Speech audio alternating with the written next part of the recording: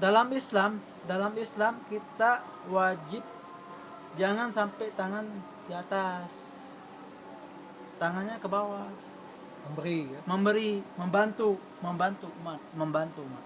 Jangan sampai kayak gini, membantu umat. Bagaimana umat itu harus sukses.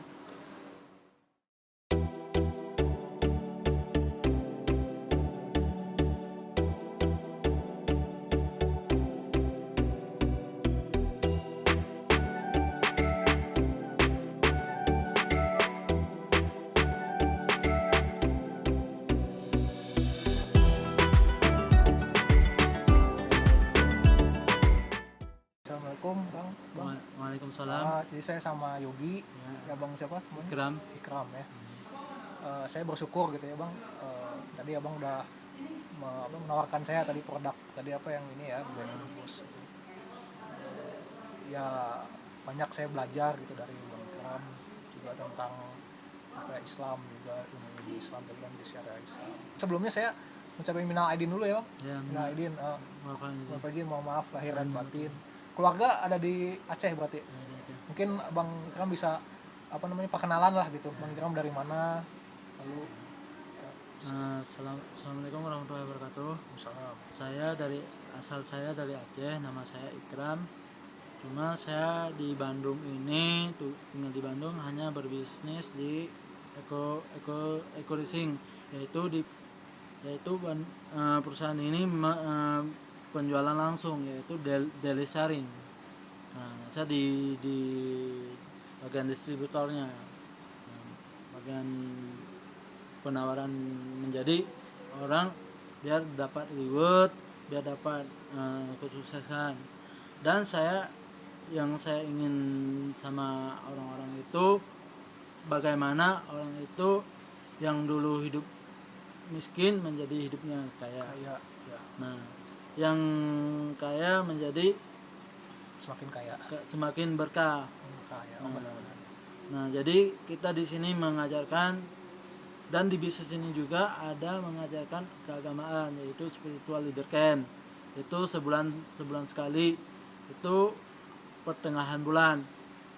Nah, dan perusahaan, kenapa diadakan spiritual leader camp? Karena yang mempunyai perusahaan ini jangan sampai kita lupa kepada Allah dalam hidup. Jangan sampai lupa kepada Allah. Kita harus mengingatkan Allah yang menciptakan kita. Jangan sampai kita melupakan Allah. Makanya kenapa di perusahaan ini diadakan di SLC, yaitu Spiritual Leader Camp, itu untuk mengingatkan supaya kita mau untuk mendekat pada Allah Subhanahu wa taala. Nah, saya juga ingin menawarkan sih ya, cuma bedanya kalau Bang Ikram tadi kan udah menawarkan bisnis, ini kan istilahnya di dunia lah ya. Saya juga ingin gitu Bang. Saya dulu adalah seorang yang giat bekerja seperti Bang Ikram. Saya teladan saya lah istilahnya gitu. Mesti pengen membuat orang bahagia. Tetapi Bang Ikram, saya tujuan hidup saya berpaling gitu. Istilahnya berpaling itu jadi berubah lah gitu ya. Saya tidak lagi terlalu mementingkan itu hal di dunia. Tidak terlalu mementingkan itu, tapi saya memang perlu, cuman tidak lagi dijadikan prioritas. Ketika Allah Subhanahu wa taala, ketika Tuhan memanggil saya. Sekarang saya kan kuliah. Saya seorang pelayan juga, pelayan Tuhan, istilahnya hamba Allah lah gitu. Nah, siapa yang memanggil? Nah, itu satu orang pribadi dalam hidup saya. Mungkin kalau di Islam dikenal dengan Isa Al-Masih. Tadi dijelaskan di dalam di sini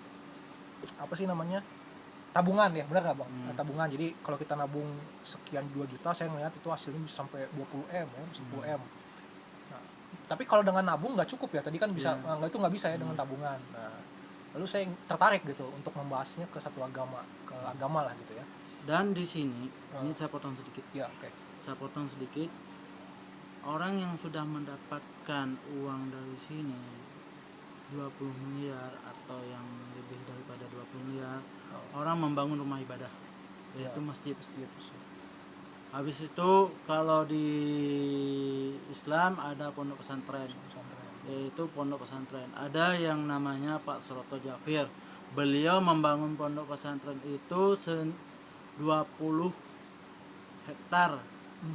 Udah dibeli tanah, sedangkan sekarang lagi dibangun pondok pesantren itu Ya. 20 hektar.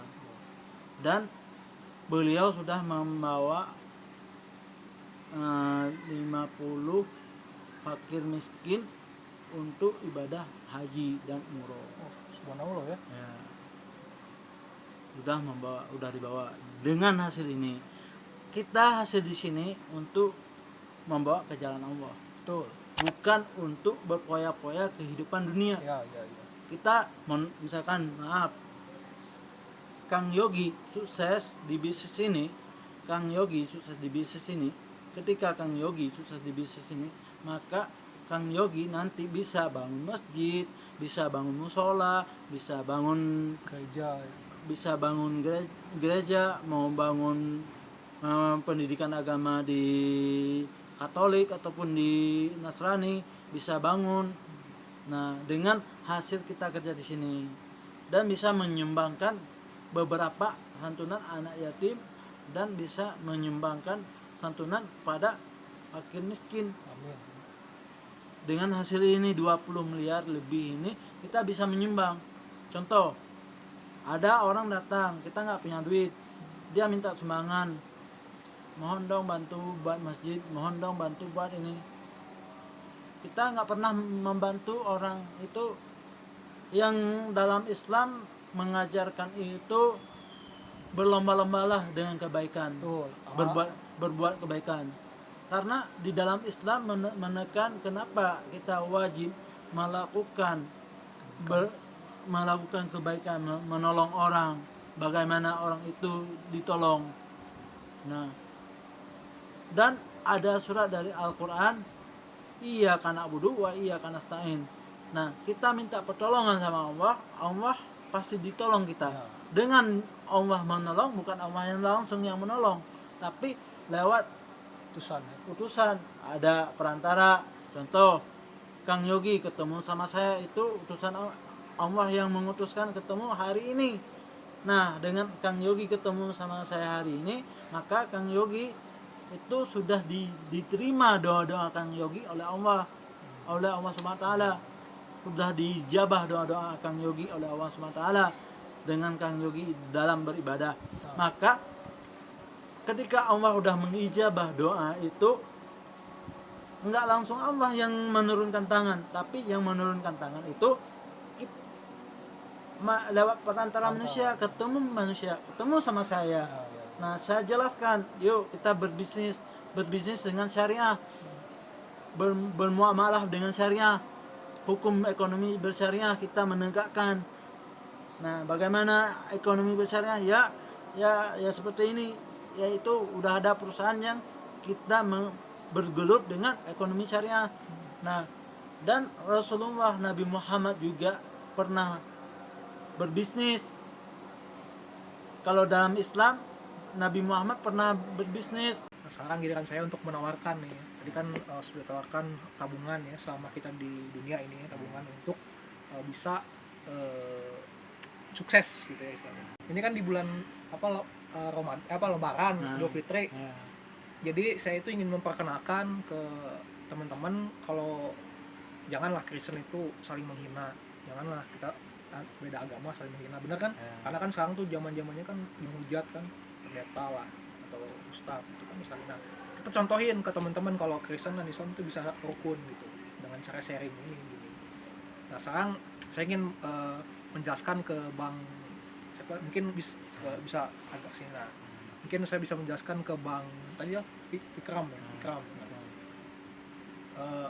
Dari awal dulu ya mungkin Bang. Allah Subhanahu wa taala. Allah itu esa. Saya setuju di Alkitab ada juga di situ. Nah, tapi jangan dipotong dulu ya Bang ya. Tahu kan sejarahnya Nabi Adam, Siti Hawa ketika dia ngambil buah pengetahuan itu kan Allah larang jangan ambil itu gitu kan. Malah diambil gitu kan, artinya kan dia itu sudah berdosa ya kan, karena dia ambil nggak taat sama Tuhan. Kalau nggak taat sama Allah, nggak taat sama Tuhan, artinya berdosa, bener kan ya? Diusirlah dia dari taman Firdaus, dari taman Eden gitu kan ketika itu dia turun ke bumi gitu kan istilahnya. Artinya si Adam dan Hawa ini punya satu noda lah istilahnya. Allah kan maha suci, maha suci. Adam dan Hawa jatuh dalam dosa, jadi dosa lah istilahnya gitu ya. Kita semua adalah keturunan Nabi Adam, Siti Hawa. Artinya kita punya nafsu yang sama dengan Adam dan Hawa, benar kan ya? Punya keturunan lah, punya darah gitu, punya emosi. Nah, terus manusia melakukan usaha untuk bisa mendekatkan lagi dengan Allah, benar nggak? Dengan cara berkurban, beramal tadi abang bilang. Semuanya dilakukan untuk usaha bagaimana caranya dia bisa sama-sama dengan Allah lagi lah. Tadinya kan emang Allah dan manusia kan satu ya, di Taman Eden gitu kan. Tapi sekarang jadi berpisah karena dosa itu kan. Tapi jangan lupakan juga di dalam usaha dia, dalam pahala yang dia lakukan sehari-hari, manusia juga punya namanya kecenderungan untuk berbuat dosa. Benar nggak? Saya mengakui saya orang berdosa. Kenapa? Karena saya dalam pikiran saya nggak bisa 100% saya orang yang kudus, yang suci lah istilahnya. Ya saya jujur aja lah, nggak apa-apa ketahuan orang juga. Misalkan contohnya nih, maaf nih contohnya. Ketika saya menawarkan produk nih, Bang, ke orang lain, saya punya pikiran gimana caranya orang itu supaya menerima produk ini, apapun cara akan saya lakukan gitu. Atau tadi yang seperti apa Bang bilang, menawarkan bisnis yang riba lah istilahnya, itu kan nggak boleh kan istilahnya, tapi saya jalankan gitu Bang. Nah istilahnya ketika saya mau berbuat baik, ada juga dosa yang saya lakukan gitu ya.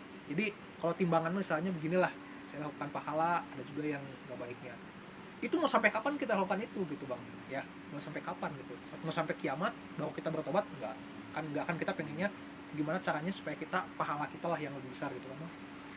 Nah kabar baiknya adalah Allah menggantikan pahala-pahala tadi kita, menggantikan korban lah. Kalau di Idul Adha itu kan ada korban itu ya, korban kambing domba gitu. Usaha manusia itu dengan cara dia sendiri yang datang ke dunia untuk menunjukkan kasihnya. Saya mengasihi Bang Ikram, bukan produk ini yang saya tawarkan Bang, bukan kekayaan dunia. Kekayaan dunia saya berani lepas lah. Hanya untuk apa? Hanya untuk saya bisa dapat surga, kepastian Bang. Nah saya juga ingin abang mendapatkan kepastian itu, bukan dengan tabungan loh Bang, dengan tabungan pahala kita bukan, tapi Allah sendiri yang berfirman. Di dalam firman Allah dikatakan di Alkitab itu tidak ada seorang pun yang kepada dia kalau tidak melalui Isa Al-Masih. Coba carilah Bang di Al-Quran, ada nggak dosa? Kan semua manusia itu berbuat dosa pasti kan, Nabi sekalipun pasti berbuat dosa, benar nggak? Tapi abang coba cari, boleh lah nanti ada Al-Quran, mungkin saya ada salah juga gitu ya. Ada nggak Isa Al-Masih itu melakukan dosa dari mulai awal lahirnya? Dia mulai dikandung dari Siti Maryam tadi, dari roh Allah gitu ya. Terus kalimatullah, benar nggak Bang? Kalimatullah. Terus abang coba cari di Al-Fatihah. Al-Fatihah di situ dibilang tunjukkanlah kami jalan yang benar nggak? Nah ya, tunjukkanlah kami jalan benar. Dalam Alkitab Injil tuh jelas Yesus Kristus atau Isa Masih sendiri bilang bahwa akulah jalan kebenaran. Akulah jalan kebenaran, dia katakan. Itu sendiri lah, Tuhan sendiri yang bilang, Allah sendiri. Jadi tabungan, oke, kita berbuat baik di dunia Bang, itu juga saya lakukan, tapi saya berbuat baik, saya beramal itu bukan untuk memperoleh surga Bang. Pasti abang kaget, saya berbuat baik bukan untuk bisa dapat surga, tapi saya berbuat baik kenapa? Karena Tuhan sudah kasih saya surga. Saya bersyukur, saya berbagi sama abang, saya berbagi sama orang lain tentang berita ini gitu Bang, tentang Allah ini yang memberikan saya surga. Dan saya nggak ada istilahnya, bukan menjilat Allah lah gitu, saya nggak menjilat Allah, saya berbuat pahala itu biar dapat surga, enggak Bang. Nah itulah yang kita bagikan di momen Idul Fitri ini. Saya ingin menyampaikan mohon maaf lahir dan batin buat Bang Ikram, juga untuk salam untuk rumah, keluarga di rumah. Dan kita nggak putus komunikasi, kita tadi udah sama-sama punya kontak. Insya Allah ya Bang. Terima kasih. Assalamualaikum warahmatullahi wabarakatuh. Tuhan Yesus memberkati kita. Amin.